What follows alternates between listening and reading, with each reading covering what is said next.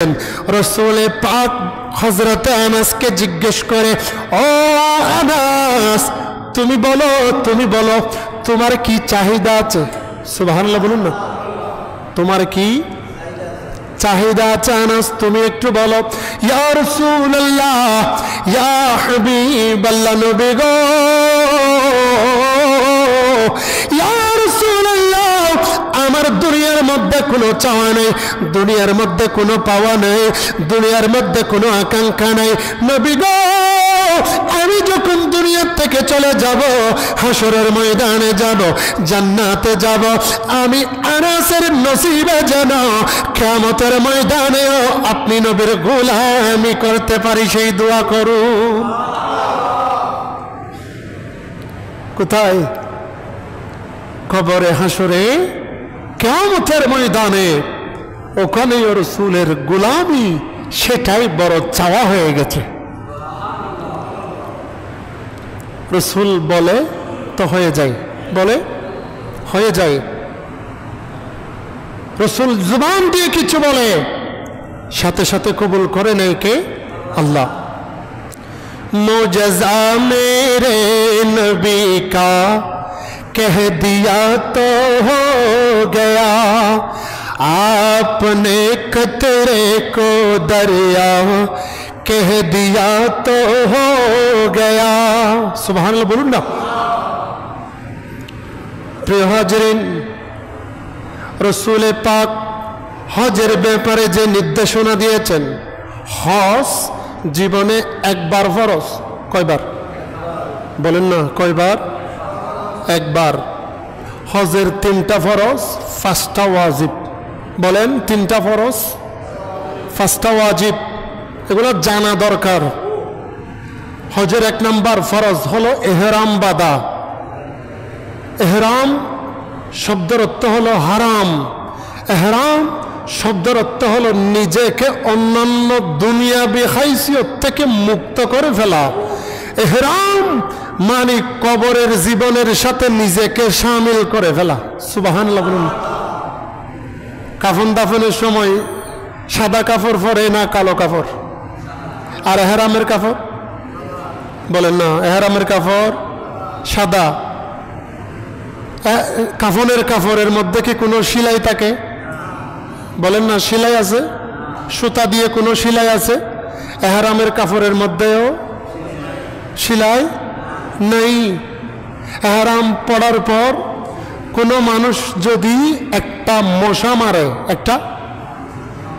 মারে, তাকে একটা দম ওয়াজিব, এটা বলা হয়, মানে একটা ছাগল কুরবানি দিতে হবে, জরিমানা। সুবহানাল্লাহ বলুন না। ইহরাম বাঁধার পর দুনিয়াবি কোনো কথা জিজ্ঞেস করা যাবে না। অনেক কেউকে দেখা যায় ভিডিও কলে সৌদি আরবে ইহরাম অবস্থায়, এখানে গরু ছাগল এর খবর নেই।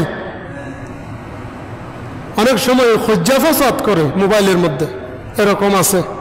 এগুলো ইহরাম নষ্ট হয়ে যাবে, ফরজ ভঙ্গ হয়ে যাবে। সাবধানতা অবলম্বন করতে হবে, খফে লিসান থাকতে হবে। ইহরাম অবস্থায় এগুলা যে কাজ থেকে রাসূল বিরত থাকতে বলেছে, ওই কাজ থেকে সম্পূর্ণভাবে দূরে থাকতে হবে। সুবহানাল্লাহ বলুন না। এরপরে আসুন, ইহরাম বাংলাদেশের নির্দিষ্ট জায়গা থেকে বাঁধতে হয়। ইয়ালাম লাম জুলখুলাইফা, বাংলাদেশের নির্দিষ্ট জায়গা আছে যে ইহরাম বাঁধার পর থেকে খানে কাবার মধ্যে গিয়ে তাওয়াফে জিয়ারত করা পর্যন্ত দুনিয়াবি কোনো খাইসিয়ত ওনার মধ্যে থাকতে পারবে না, শুধুমাত্র আল্লাহর সন্তুষ্টি। হজের ফরজের 1 নম্বর ইহরাম শেষ, 2 নম্বর তাওয়াফে জিয়ারত। কাবা শরীফকে রমল আকারে, রমল বুঝেন? রমল মানে বেশি দৌড়াদৌড়ি করে নয়, আস্তে আস্তে নয়, গমারি হাঁটতে হবে। এমনভাবে হাঁটতে হবে যেন বাইরের থেকে কোনো মানুষ যদি আপনাকে দেখে বুঝতে হবে আপনি শক্তিশালী। সুবহানাল্লাহ বলুন না। 7 তাওয়াফ, তাওয়াত কতবার? সুম্মা ফাতাওয়াফা ইলা সাবআ মাররা, 7 বার তাওয়াফ করতে হবে। রুকনে ইয়ামিন থেকে শুরু করে, রুকনে শাম থেকে শুরু করে, রুকনে ইরাক থেকে শুরু করে 7 বার তাওয়াফ করে মকামে ইব্রাহিমের স্থলাভিষিক্ত জায়গার কর্নারের মধ্যে দাঁড়িয়ে যেতে হবে। সুবহানাল্লাহ বলুন না। এরপর আলো লাস্ট 3 নম্বর ফরজ হলো আরাফার ময়দানে অবস্থান করা। 9 তারিখ আরাফার ময়দানে অবস্থান করা। 9 তারিখ দিবাগত রাত আরাফার ময়দানে কোথায় অবস্থান করা, ওখানে সময় কাটানো, রাত্রি যাপন করা, ইবাদত করা, ঘুম যাওয়া নয়। আরাফাতের ময়দান আল্লাহর রাসূল বলেছেন কিয়ামতের ময়দান আল্লাহ সম্পাদিত করবেন আরাফাতের ময়দানে। আরাফাতের ময়দানে অনেক দামি জিনিস, যেখানে দোয়া করলেই কবুল হয়ে যায়। সুবহানাল্লাহ বলুন না।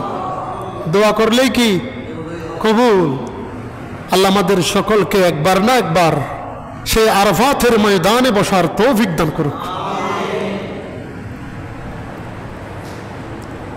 এরপরে হজের 5টা ওয়াজিব। হজের 5টা ওয়াজিব। হজের 5টা ওয়াজিবের মধ্যে আপনারা যখন হজের মধ্যে যান, ভালো করে আপনাদের কাছে খেয়াল আছে, মিনার মধ্যে গিয়ে কুরবানি করা, মুজদালিফার মধ্যে অবস্থান করা, সাফা মারওয়া সাই করা, জামরায়ে আকাবার মধ্যে গিয়ে পাথর নিক্ষেপ করা, 49টি পাথর নিক্ষেপ করা এবং মাথা মুন্ডানো হলক করা, মাথা মুন্ডানো হলক করা, এই 5টা ওয়াজিব। সুবহানাল্লাহ বলুন না। কোনো মানুষ যদি হজ করতে যায়, এই ওয়াজিব ফরজ যদি আদায় না করে হজ হবে। কিন্তু হজের মধ্যে আরেকটা ফরজ আছে, এটাকে বলা হয় সুম্মা ফরদু আলাল ঈমান। ঈমানের একটা ফরজ আছে, এটা হলো হজের মধ্যে গিয়ে আমার আপনার রাসূলের সাথে জিয়ারত করে আসা। সুবহানাল্লাহ। রাসূল বলেছেন মান হাজ্জা বিগাইরি জিয়ারতি, যে ব্যক্তি হজ করলো আমি নবীর জিয়ারত করলো না, ওই ব্যক্তি আমি নবীর উপর জুলুম করে আসলো। নাউজুবিল্লাহ বলেন না।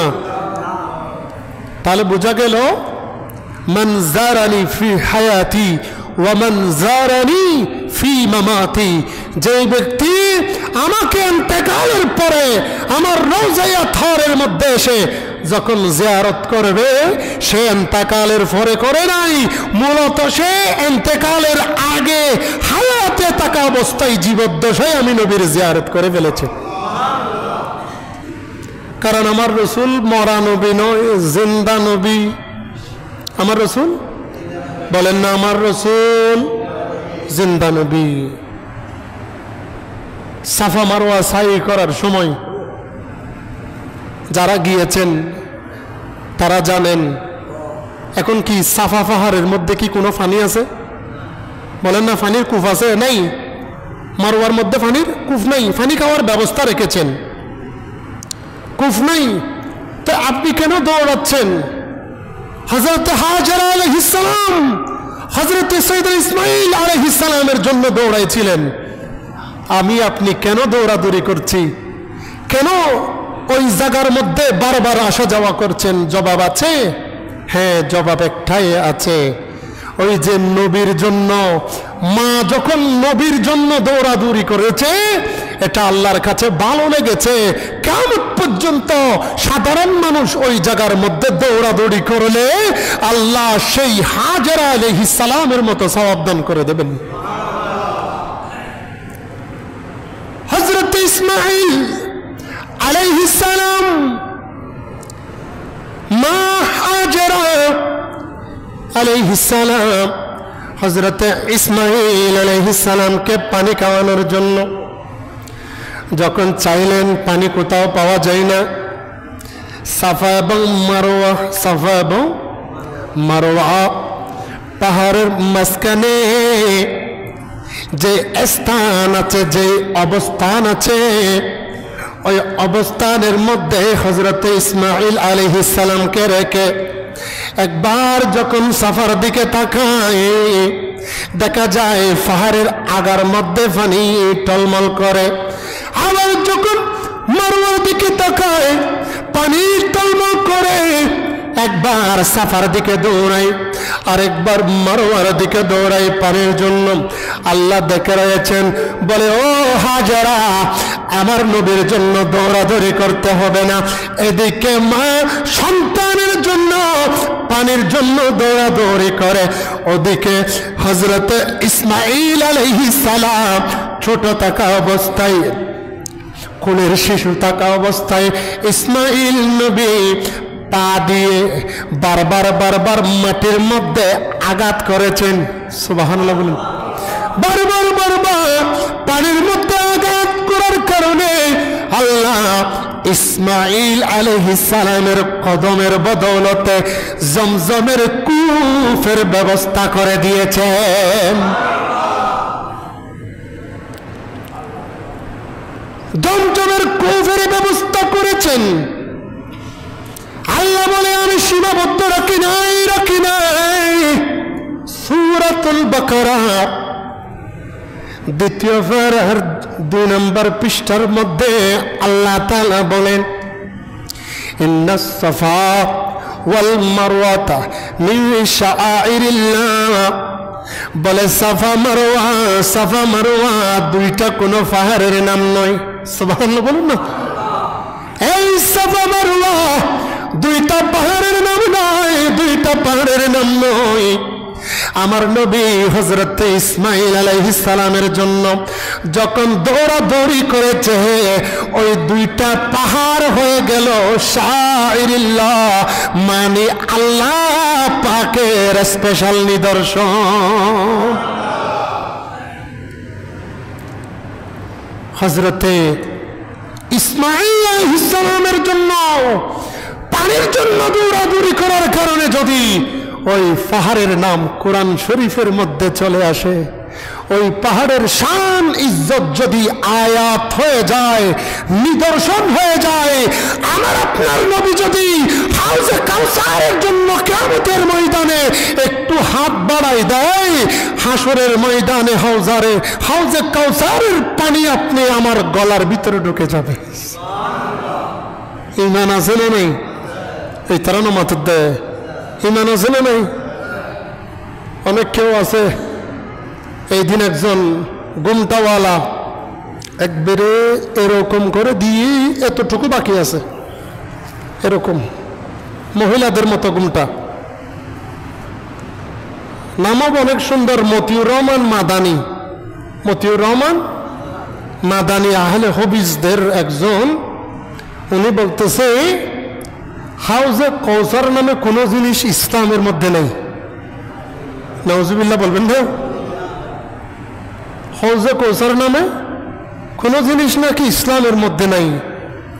মানে কি, হাসরের ময়দানে যে রাসূল কাউসারের পানি দিবেন, এই সুপারিশ উনি মানতে পারতেছে না। কেন?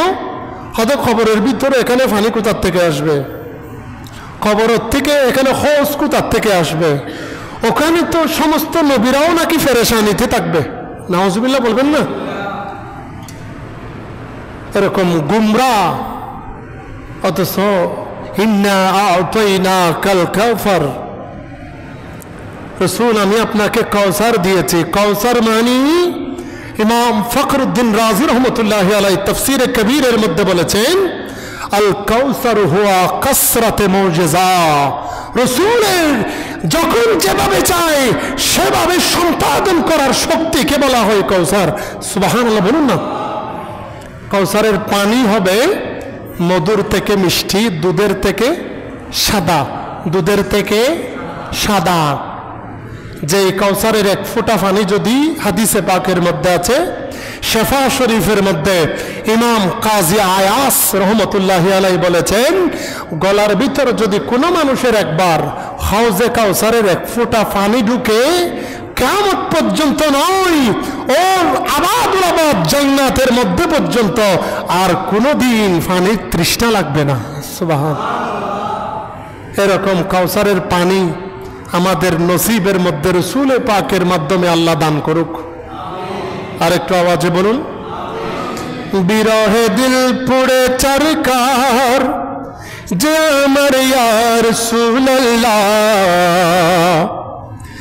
বিরহে দিল পুড়ে চরকার যে আমার ইয়া রাসূলুল্লাহ, আমার কেউ নেই তুমি ছাড়া সাহারা ইয়া রাসূলুল্লাহ। সুবহানাল্লাহ বলুন না।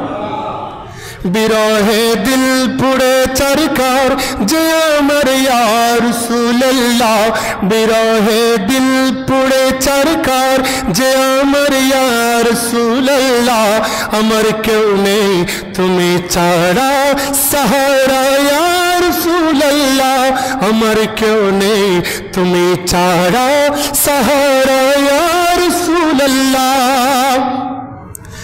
কত জনে তাকে তোমায় কলিজা শীতল হয়ে যায়।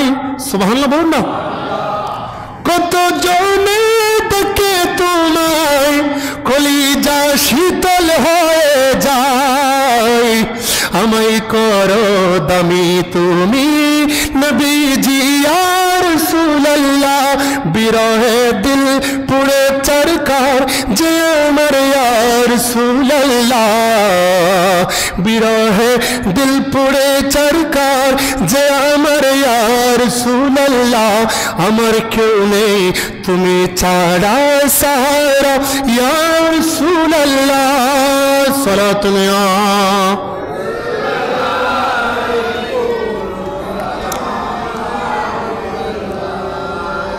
हर गश के मुस्तफा सामने ओस्त, बाहर बरदा गुशेदा माने ओस्त। सलातुन